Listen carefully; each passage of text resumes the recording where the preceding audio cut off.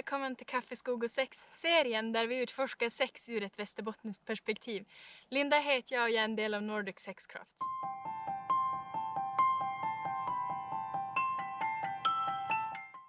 I den här lilla snutten då kommer jag att få lära er hur man gör eget smussel. Så det vi ska göra nu är att vi ska prova göra det själv helt enkelt. Jag tänker, det här är ju ett smussel som är till för ifall, ja men om du finner dig själv på fjället och så inser du att nej men nu jävlar vore ju trevligt. Antingen med, ja men allt folk man är eller sig själv eller jag vet någon speciell.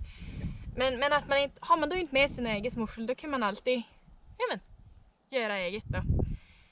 En annan grej som kan vara bra är att man inte ska ha det här ståendes för länge. Man kan som inte göra en batch på 10 liter och så tänka att ja men det här kommer jag hålla i alla fall 3 månader. Utan man ska nog göra det och använda det inom de närmsta dagarna. Jag skulle nog säga kanske uppåt med en vecka, och ska man ha det längre än det då gick man börja lukt på det så det inte var dåligt.